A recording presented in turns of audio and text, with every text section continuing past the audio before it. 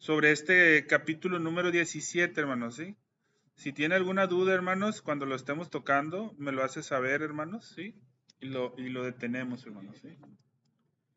Iniciamos primero, hermanos, con la práctica de la adoración como elemento de la adoración, perdón, del canto, ¿sí? Un elemento dentro de la adoración, hermanos, es el canto. Un elemento, hermanos, tan importante como la proclamación de la palabra. Un elemento tan importante como las ofrendas. Un elemento tan importante como las oraciones. Un elemento tan importante como la lectura de la palabra, que son los elementos que ya hemos visto, ¿sí? En la misma categoría de importancia, hermanos, en el sentido bíblico, entra el canto, hermanos, ¿sí? Pero en el canto, cuando se lleva a su práctica, hermanos, en la idea de buscar la sana doctrina, ¿sí? Muchos caen en unos extremos, hermanos, que muchas veces son un poco complicados, hermanos, ¿sí? Y la salmodia exclusiva es uno de esos extremos. Primero, hermanos, quiero aclarar algo, hermanos. El cristiano, ¿sí? Nosotros como cristianos, podemos disfrutar de todo tipo de música y el autor, el doctor Waldron, lo menciona en la parte introductoria, hermano. Nosotros como cristianos podemos disfrutar de cualquier tipo de música, ¿sí? La música no es el problema, hermanos, ¿sí? ¿Sí? Podemos disfrutar. Sí, hermanos, hay que tener cuidado, ¿sí? Con no llenar nuestra mente con música que sabemos que nos va a contaminar, ¿sí? Entonces, no estoy diciendo, hermanos, que la música sea mala, pero hay mucha música, hermanos, que lo que enseña contamina más y nos guía hacia el pecado que lo que nos da un beneficio, hermanos, eh, espiritual, ¿sí? O inclusive, hermanos, un gozo por la música, ¿sí? Entonces, hermanos, primero, la música no es el problema, hermanos, ¿sí? Nosotros como cristianos debemos de empezar a quitarnos la idea de que, por ejemplo, hermanos, ay, el hermano está escuchando a Juan Gabriel, qué mundano. O está escuchando a Marco Antonio Solís, ay, qué mundano. O a cualquiera, hermano, usted póngale el nombre, ¿sí? Si quiere ser un poco más clásico, Beethoven o... ¿Quién? No escucho. No escuche. Ah, sí, no escucha. Sí, sí, o sea, sí, sí, algo más clásico en ese sentido. Mm, No es problema, hermano, sí, no es problema. ¿Sí? Ese no es el problema. El problema, hermanos, es que tenemos que tener cuidado de que la música no llegue al punto de contaminar nuestras mentes, hermanos. ¿Y qué música sí contamina nuestras mentes, hermanos? Ya sabemos cuál es. Lamentablemente la música que más se escucha hoy en día es la música que más contamina nuestras mentes. Entonces, ese tipo de música, hermanos, que sabemos que va a contaminar nuestras mentes, ahí sí tenemos que tener cuidado. Pero no está mal, hermanos, escuchar música. ¿Sí? Hay muchas cosas, hermanos, y lo hemos aprendido conforme hemos estudiado el principio regulador de la oración. Hay muchas cosas que tienen lugar en el mundo, ¿sí? En el mundo, perdón, en el reino de Dios, que no tienen lugar en el mundo. Y hay muchas cosas en el mundo en las cuales vivimos que no tienen lugar en la casa de Dios. El cristiano tiene la libertad para dirigir nuestra casa, ¿sí? Como nosotros querramos, bajo ciertos principios que están instituidos en las escrituras, ¿sí? Pero yo tengo la libertad, por ejemplo, hermanos, yo tengo la libertad para en mi casa mm, poner música y escuchar. No tengo la libertad, hermanos, de venir cuando la iglesia está reunida y ponerles que escuchen la música que yo escucho en mi casa, ¿sí? Eso no tengo la libertad. Porque acá hay un tipo de música, hermanos, que son los salmos, himnos y cánticos espirituales que tienen que ser escuchados en la iglesia, hermanos, ¿sí? Entonces, mm, tenemos que entender eso, hermanos, también. En la iglesia, como lo hemos estudiado, hermanos, tenemos a Dios controlando su propia adoración, ¿sí? Por fuera, hermanos, nosotros podemos escuchar música, siempre y cuando cuidemos que no contamine nuestra mente. Pero en la adoración, Dios, hermanos, lo regula de una forma distinta. Él dice cómo se tiene que adorar. Entonces, Él nos dice también cómo se tiene que cantar. Entonces, así es como inicia el autor, hermanos, dando esta introducción. Y empieza a tocar la cuestión de la salmodia exclusiva. La otra semana vamos a tocar la cuestión de los instrumentos, pero en este capítulo toca la cuestión de la salmodia exclusiva. Y trata de responder una serie de preguntas, hermanos, ¿sí? Primer pregunta, nos habla acerca de qué es la salmodia exclusiva. Segunda pregunta, ¿por qué deberíamos dedicar tiempo a tratarla? Tercer pregunta, ¿cómo se debe responder a esta cuestión referente a la salmodia exclusiva? ¿Cuáles son los principales argumentos en contra de la salmodia exclusiva, hermanos? Vamos a empezar primero que nada, hermanos, con la primera pregunta sobre qué es la salmodia exclusiva. ¿Sí? Ahora, yo creo que todos, hermanos, conforme hemos estado escuchando en estas clases previas, ya más de una vez lo he dicho, en forma resumida, la salmodia exclusiva es el argumento o es la posición doctrinal que algunos creen que solamente, ¿sí?, los 150 salmos que están en el libro de los salmos son los que se deben de entonar en la adoración. Hay otros que piensan, hermanos, que se pueden incluir otras porciones de la escritura fuera del libro de los salmos, pero dicen, pero tienen que ser porciones de la escritura. ¿Sí? Hay gente que dice que esa es la forma correcta, ¿sí? Primer, perdón.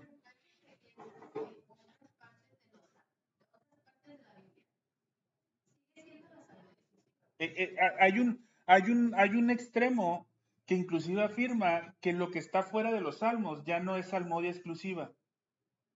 Pero hay otros que sí afirman que es salmodia exclusiva porque dicen es que lo que tiene que importar es que sea palabra inspirada por Dios. Sí. Ojo, el argumento principal sobre que se basan tanto una postura como la otra es tenemos que entonar palabra inspirada por Dios, dicen. ¿Sí? Algunos dentro de esa palabra inspirada por Dios dicen, para ser más específicos, únicamente los salmos. Y hay otros que dicen, no, cualquier parte de los 66 libros de la Escritura es palabra inspirada por Dios. Para algunos, para algunos. En un inicio sí, en un inicio sí, sí fue para la exclusividad de los salmos, de los 150 libros, ¿no? ¿Por qué, hermanos? Porque recordemos que esa era la forma en la que la nación de Israel adoraba, ¿sí? Entonces, en un inicio sí, pero en el entendimiento histórico, cuando se desarrolla esta doctrina, ya no encajaba la posición de que únicamente los salmos. Como les digo, para algunos sí eran únicamente los salmos, pero para otros no.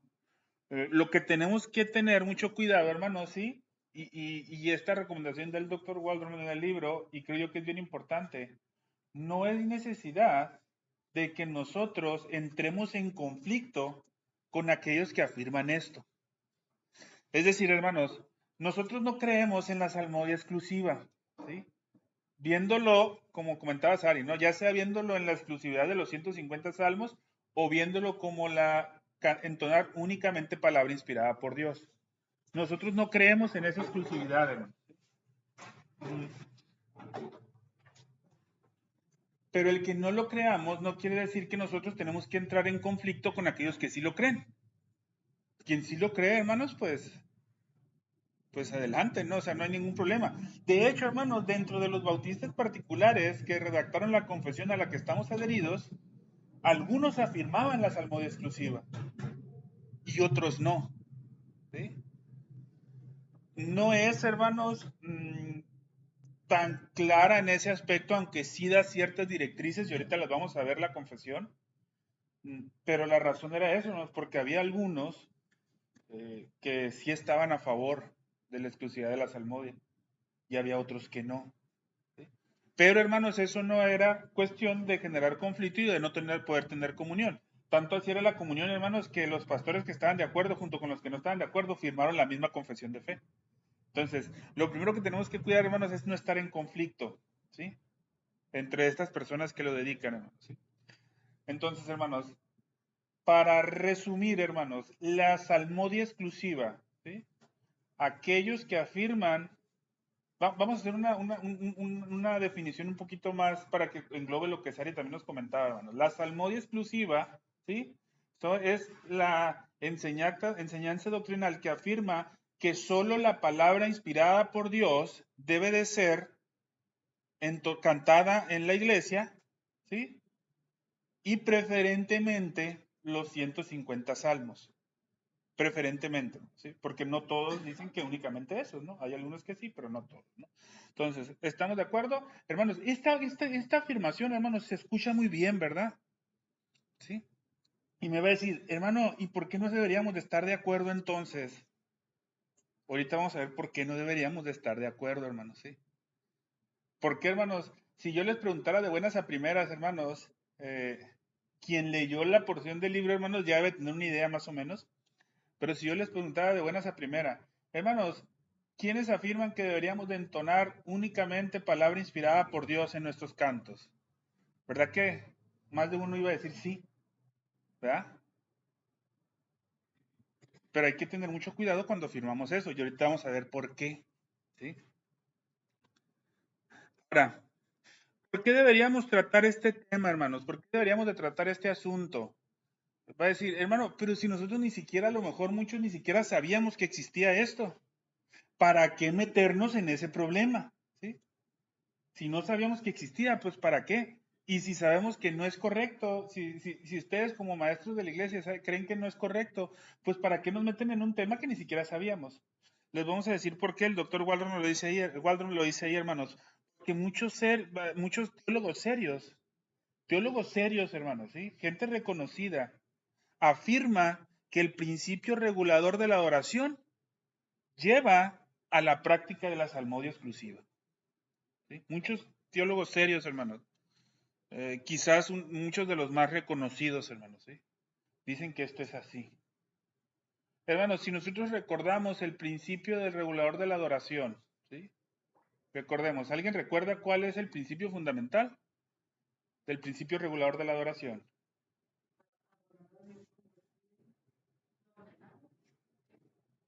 ¿Lo ordenado está qué?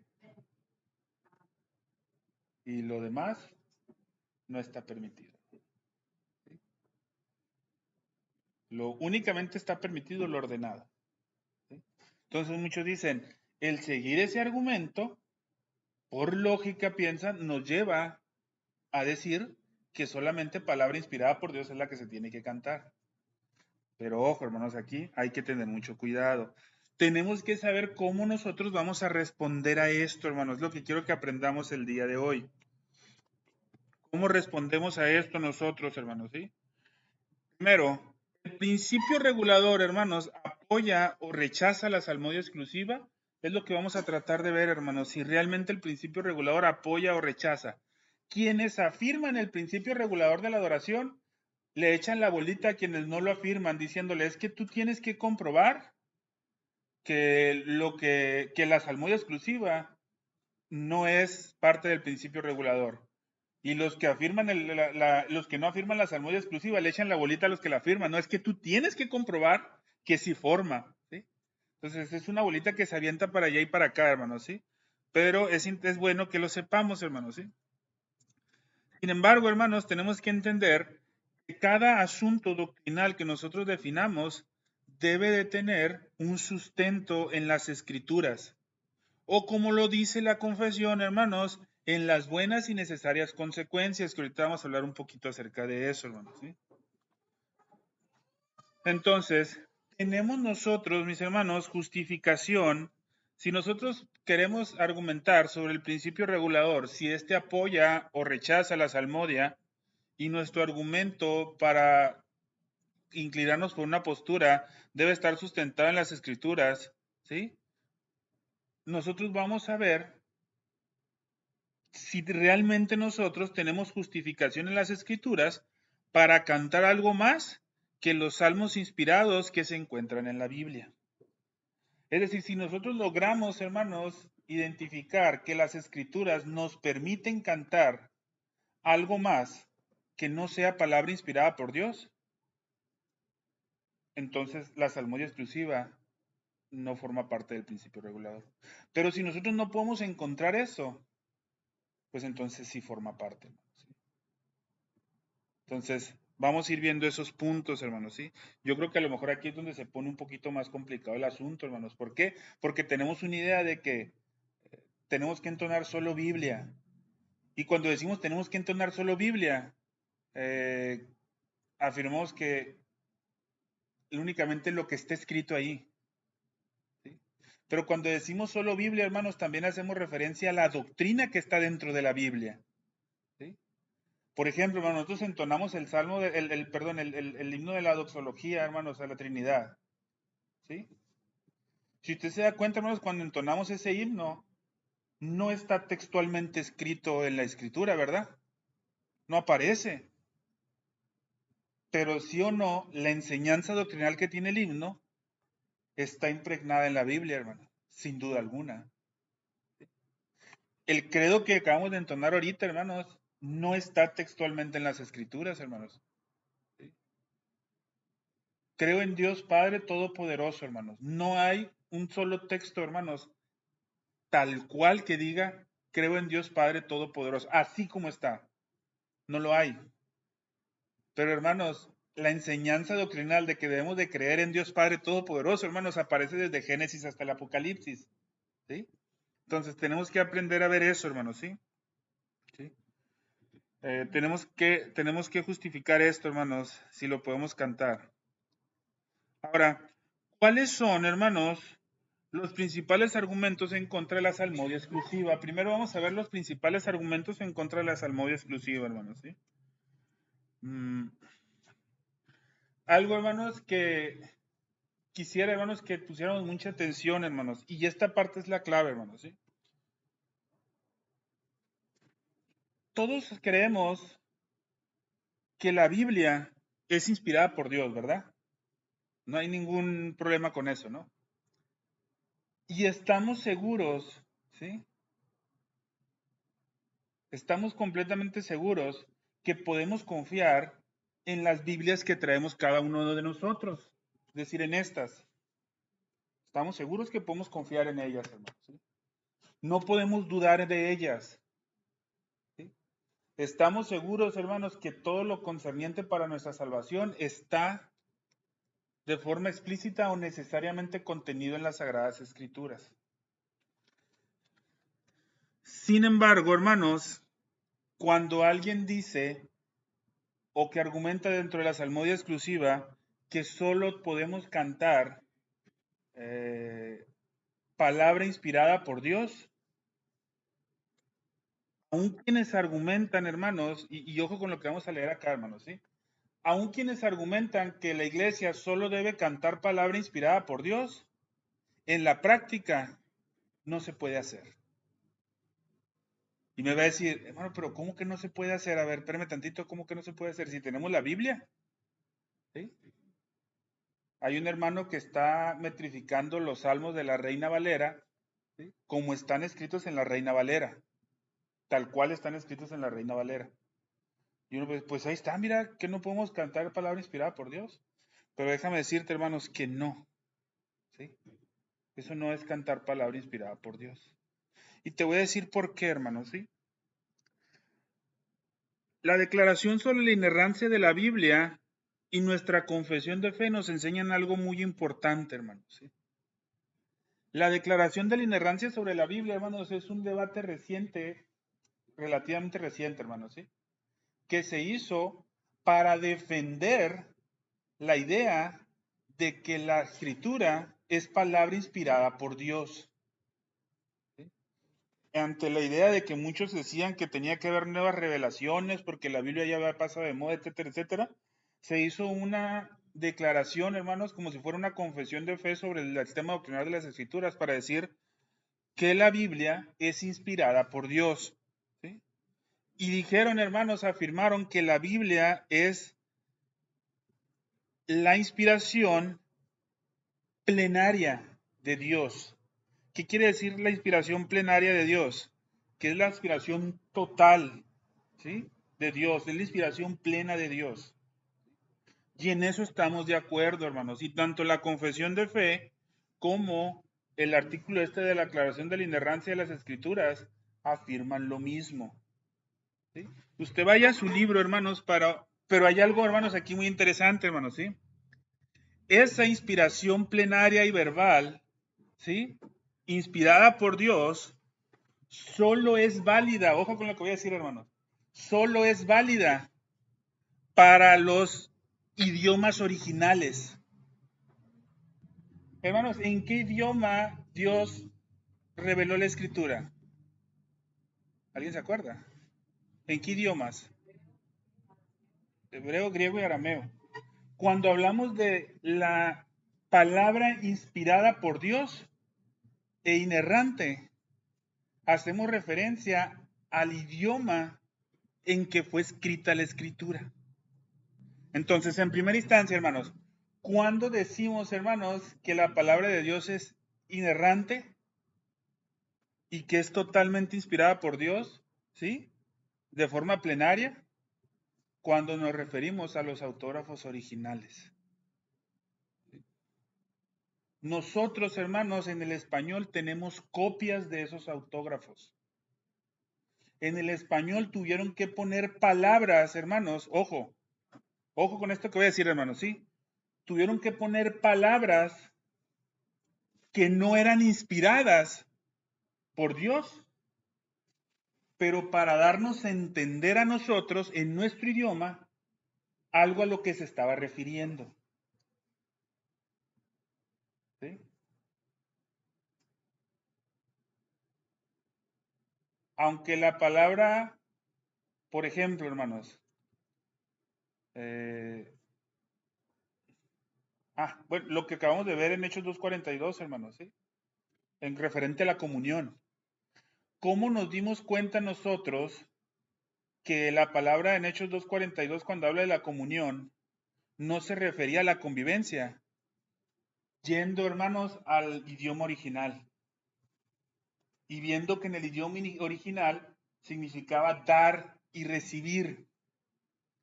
Entonces, la inspiración de Dios, ¿sí?, recae sobre el idioma original. Nosotros tenemos una traducción de ese idioma original adaptado a nuestro entendimiento. ¿Sí? Pero hermanos, no es, ¿sí me explico, hermanos? ¿Sí? Es necesario que esta parte quede claro, hermanos. ¿Sí? No es, hermanos, la palabra inspirada por Dios. Entonces, si alguien dice, es que tenemos que entonar únicamente palabra inspirada por Dios, tiene que aprender la iglesia entera, hebreo, griego y arameo. Porque de otra manera, hermanos, no está entonando palabra inspirada por Dios. Ahora, ¿eso nos hace entrar en un problema? No, hermanos. ¿Por qué? Porque quien es la columna y baluarte de la verdad, encargada de proteger la verdad de Dios a través de la historia, es quien ha hecho llegar esas traducciones hasta nosotros. Y podemos confiar nosotros, hermanos, ¿sí?, que es una copia fiel de la palabra inspirada, ¿sí? Pero no es la palabra inspirada. ¿Estamos de acuerdo? Pero es una copia fiel, hermanos, ¿sí? Y podemos estar seguros que así lo es. Ahora, hermanos, ¿por qué cuando nosotros preparamos un estudio, lo primero que tenemos que hacer, ojo, hermanos, para quienes no hablan hebreo, griego o arameo, o quienes no entienden gramática hebrea, griega o aramea, al momento de preparar una exposición, lo mínimo que tienen que hacer, hermanos, es comparar 3, 4 versiones en español con una en inglés. Es lo mínimo que se tiene que hacer, hermano. Si conoces un poco de gramática hebrea, griega o aramea, pues entonces puedes entender algunos términos o verbos o cuestiones gramaticales en aquel entonces. Ahora, hermanos, se preguntan por qué es tan importante que no cualquiera esté al frente enseñando. Porque a lo mejor va a enseñar, pero no va a estar enseñando lo que la palabra inspirada por Dios nos dice. ¿Cuántas veces, hermanos, se enseñó que las 99 ovejas de la parábola que estuvimos hablando el domingo era la iglesia y que el pastor iba por la oveja que había salido de la iglesia. Dígame usted, si no, ¿cuántas veces escucho eso? Muchas veces, yo creo, ¿verdad? La interpretación más común era esa, hermanos. El pensar en esa interpretación más común. Pero cuando uno empieza a comparar, hermanos, la gramática de aquel tiempo y empieza a ver las referencias culturales y cómo fue inspirada en el idioma, dices, no, esas 99 no son iglesia. Esas 99 son los fariseos de aquel entonces, los hipócritas de aquel entonces. Entonces ya te das cuenta de otras cuestiones, hermanos. ¿Sí? Entonces, la inspiración plenaria y verbal, hermanos, solo es válida para los idiomas originales. ¿Sí? Nosotros contamos con traducciones, pero eso no quiere decir que no sean confiables, hermanos. ¿Sí? Podemos confiar en ellos, hermanos. Entonces, en esta parte, hermanos, ¿sí quedó claro más o menos? ¿Sí? Usted puede leer, hermanos, en el libro donde habla de la declaración de la inerrancia de la escritura y sobre el artículo de la confesión, cuando está respondiendo esta pregunta, eh, y va a notar, hermanos, la posición que es correcta, hermanos, y qué es esto que estamos platicando, hermanos. ¿Sí? Entonces, mis hermanos, no nos confundamos, hermanos, ¿sí? Porque no quisiera que después salgamos con que, no, el hermano Hugo nos dijo que no era la palabra inspirada en el español. No, no, no, no. ¿Estamos? Ya no vamos a leer la Biblia porque ya, pues, si no sabemos hebreo, griego y arameo, pues ¿para qué leemos en el español? Si no, no. ¿Sí? De hecho, hermanos, para bendición de nosotros, hermanos, cuando no dominamos ese idioma, pues está esto, hermanos. Y hermanos, ojo, creemos, hermanos, que los procesos de traducciones, ¿sí? Aunque no fueron divinamente inspirados por Dios, los procesos de traducción no fueron divinamente inspirados por Dios, hermanos. La mano poderosa de Dios fue quien movió a hacer esas traducciones. Y aún con errores, lo que sí podemos notar, hermanos, es que las traducciones pueden tener errores. ¿Sí? Pueden tener errores y los tienen, hermanos. Sin embargo, esos errores nunca van a ser lo suficientemente impactantes para cambiar alguna doctrina fundamental del cristianismo histórico. ¿Sí? Eso no va a pasar, hermano. Entonces, continuando con los argumentos en contra de la salmodia exclusiva, hermano, ¿sí? Si nosotros dijéramos que únicamente está permitido cantar palabra inspirada por Dios, tendríamos que cantar en hebreo, griego y arameo. Si a veces batallamos para cantar en el español, no nos imagina estar cantando en el hebreo, griego y arameo. ¿Sí? Ahí los quisiera ver, hermano. Iba a estar medio complicado, hermanos. ¿Sí? Pero bueno, continuando, hermanos, ¿sí? También, por otro lado, se nos ordena adorar en espíritu y en verdad, según Juan 4:24. Esto ya lo vimos en el capítulo 6, si mal no recuerdo, hermanos. ¿Sí? Es decir, hermanos, nosotros tenemos que adorar a la luz del cumplimiento del Evangelio y no de las sombras del Antiguo Testamento, hermanos. Los salmos, no estoy diciendo, hermanos, ni estoy hablando en contra de los salmos. Ojo, los salmos nos traen mucha enseñanza. Pero si nosotros entonamos los salmos sin entenderlos a la luz del Nuevo Testamento, ¿sí? Lo que estamos haciendo es estamos adorando a Dios en sombras y no lo estamos adorando en espíritu y en verdad. ¿Sí? Entonces, entonar los salmos nada más porque están en las escrituras de esa manera y no entenderlos a la luz del Nuevo Testamento, no es correcta esa adoración, hermano. ¿Sí?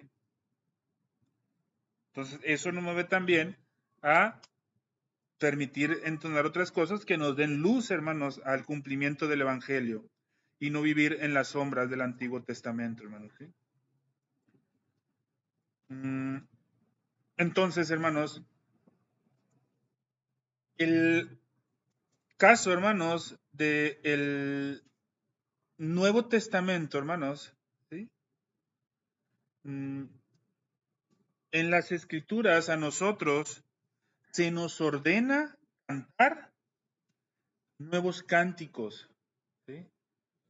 En armonía con la revelación progresiva de la redención divina, hermanos. Si nosotros, hermanos, entonamos únicamente los 150 salmos, nunca en la congregación se van a entonar cánticos nuevos que vayan en sintonía a la revelación progresiva. ¿Por qué, hermanos? Porque si bien es cierto, el Antiguo Testamento es palabra inspirada por Dios, su revelación final o su completa luz está en el Nuevo Testamento. Entonces, fíjense, ahí tenemos otro argumento en contra de la salmodia exclusiva. Ocupamos la luz del Nuevo Testamento para poder entonar de forma correcta. Pero tenemos este que es el cántico nuevo, hermanos, ¿sí? Dice, hermanos, Apocalipsis, capítulo 5, versículos del 9 al 10, hermanos. Apocalipsis, capítulo 5, versículos del 9 al 10, dice, y cantaban un cántico diciendo, digno eres de tomar el libro, perdón, y cantaban, ¿qué dice? Apocalipsis 5, versículos 9 y 10.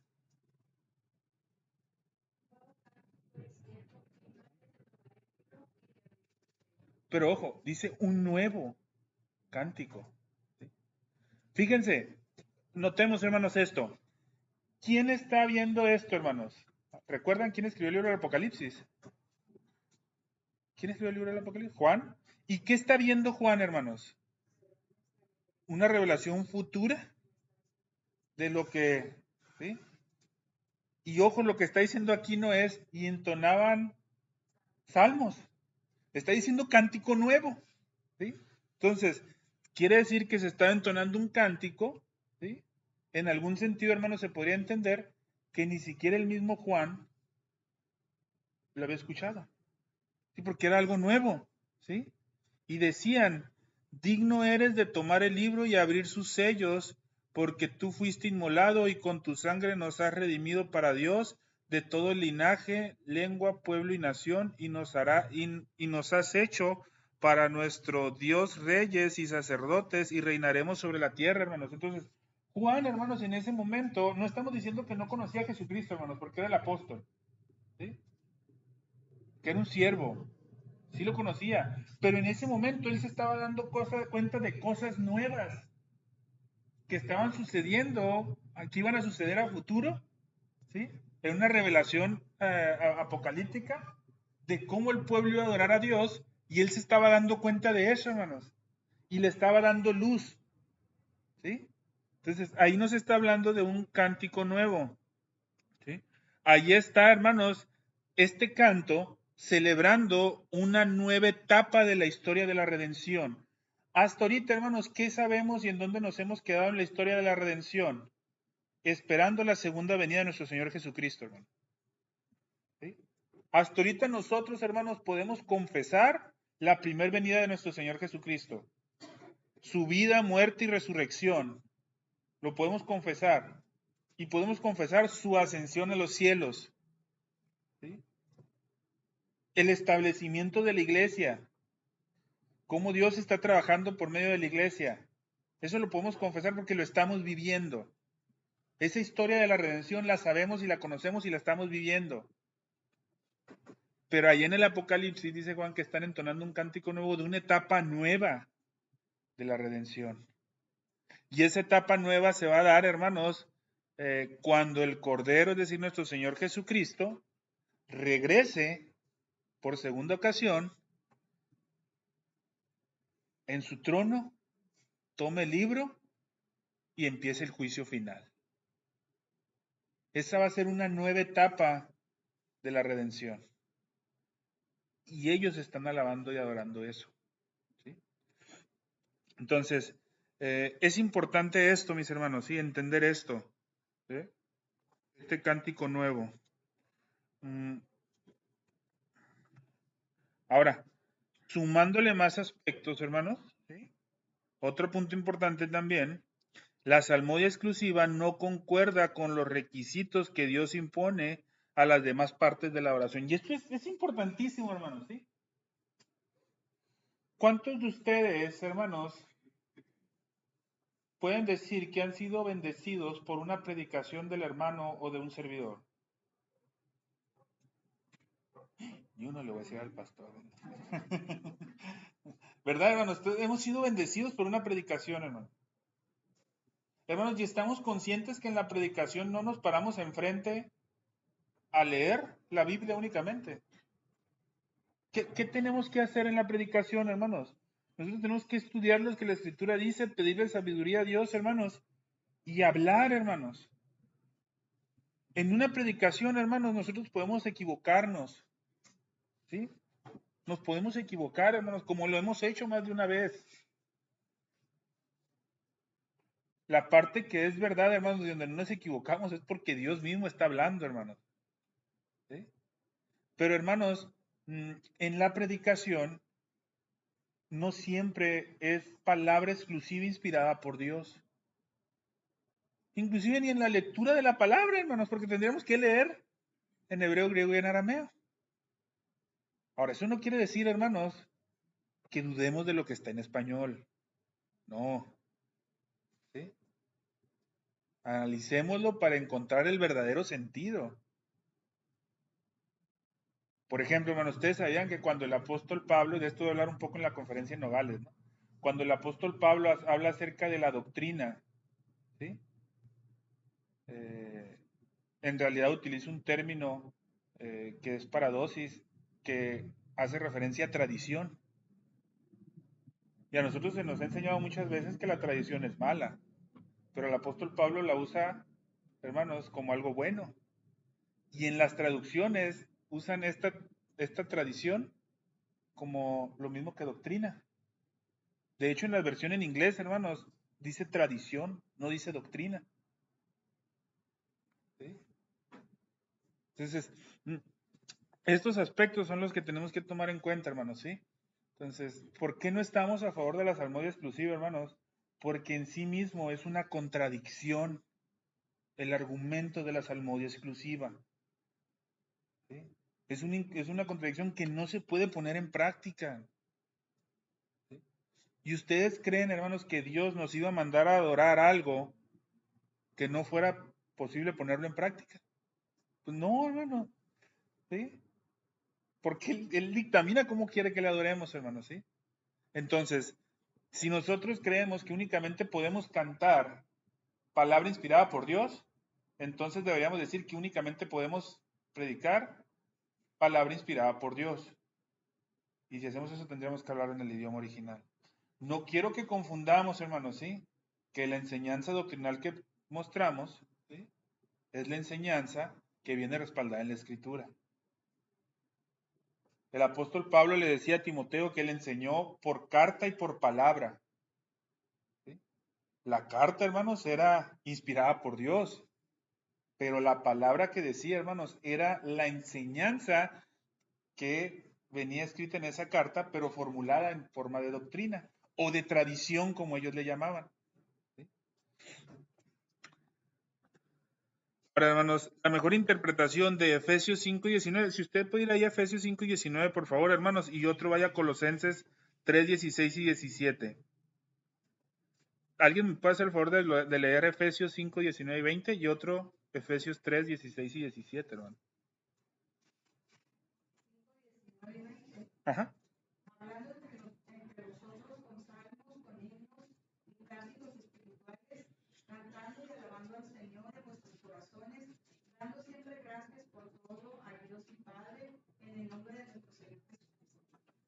Amén. ¿Y la otra cita, hermanos? Colosenses 3:16 y 17.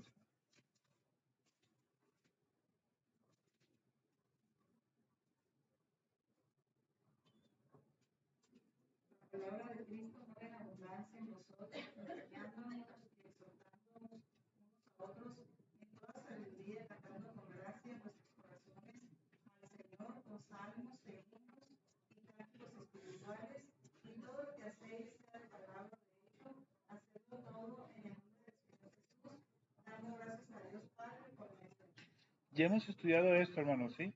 Y recordemos que aquí, hermanos, el apóstol Pablo no está haciendo referencia en exclusividad al libro de los Salmos. ¿Sí?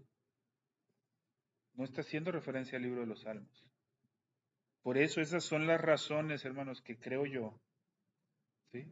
Y no solamente yo, hermanos, muchos escritores serios.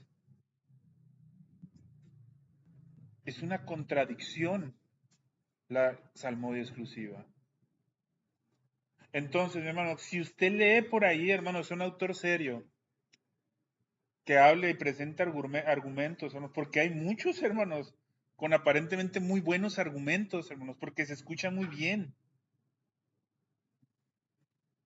Recordemos, hermano, esto que hemos estado estudiando hoy.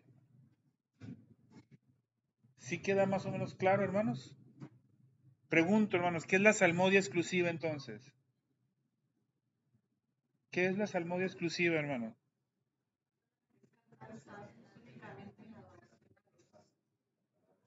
Ahí está. Vamos, hermanos, vamos bien. Si todos estamos en esa sintonía, estamos bien. ¿Por qué, hermanos, es contradictoria la enseñanza de las escrituras, la salmodia exclusiva, hermano?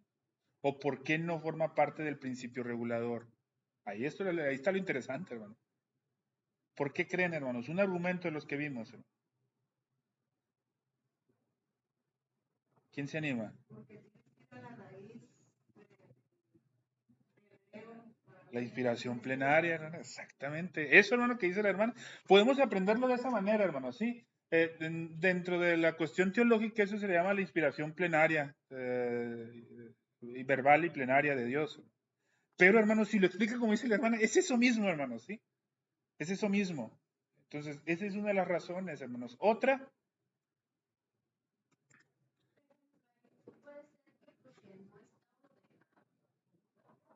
la realidad, hermanos, es eso. No está ordenado como tal. ¿Sí? No está ordenado en la escritura que sea únicamente eso, hermano.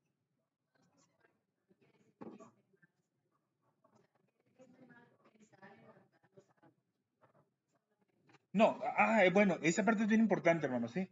No está mal, ¿sí? Que se entonen únicamente los salmos. No está mal, hermano, ¿sí?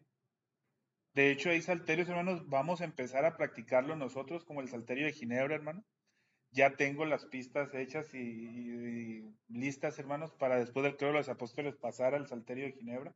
Que el salterio de Ginebra, hermanos, son los salmos. No está mal, hermanos, ¿sí? De hecho, la iglesia debería aprender salmos. Pero ojo, hermanos, siempre y cuando, como congregación, entendamos esos salmos a la luz del Nuevo Testamento. Si no hemos aprendido esos salmos a la luz del Nuevo Testamento,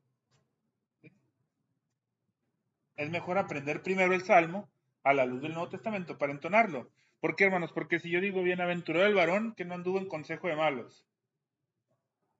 Si no aprendemos ese salmo a la luz del Nuevo Testamento, ¿qué vamos a pensar de bienaventurado el varón que no anduvo en consejos de malos? Vamos a pensar de una persona que es moralmente buena hablando, ¿verdad? Y que no se junta con alguien malo, porque no lo entendemos a la luz del Nuevo Testamento. Pero cuando lo entendemos a la luz del Nuevo Testamento, que vemos que ese varón que no anduvo en camino de malos ni en sillas escarnecedores ha sentado es nuestro Señor Jesucristo, por lo que vino y vivió Él y cómo vivió. ¿Por qué? Porque solo en Él estaba la ley como su delicia y solo Él meditaba en ella de día y noche. Entonces ahí lo entendemos ya a la luz del Nuevo Testamento. Entonces eso tenemos que cuidarlo, hermano. Pero no quiere decir que esté mal. Se pueden entonar, hermanos, con frecuencia salmos. De hecho, hermanos, en ese sentido, el entonar los cantos en la iglesia, deberíamos de asegurarnos de que es palabra de Dios, siempre y cuando entendamos que la palabra de Dios incluye también la doctrina que enseña la Biblia. ¿Sí? ¿Sí me explico, hermanos? Si lo entendemos de esa manera. Entonces, sí es importante eso, hermanos. ¿Sí? No está mal, ¿sí? Pero defenderlo como un argumento. Lo que sí estaría mal decir es que en mi iglesia entonamos únicamente palabra inspirada por Dios. ¿Por qué? Porque solamente cantamos los salmos. Eso sí está mal. Porque estás confundiendo. Y más si es una iglesia que habla español o que habla inglés o cualquier otro idioma que no sea el original. ¿Sí? Porque ahí sí estás confundiendo. ¿Sí? Pero si decimos, nosotros como iglesia procuramos entonar los salmos, ¿sí? Porque creemos que es donde la enseñanza doctrinal está más fuerte en cuanto a la adoración y los entendemos a la luz del Nuevo Testamento, perfectamente bien. ¿Sí? ¿Estamos de acuerdo? ¿Sí? Entonces, hermanos, aquí terminamos con la clase, hermanos, ¿sí?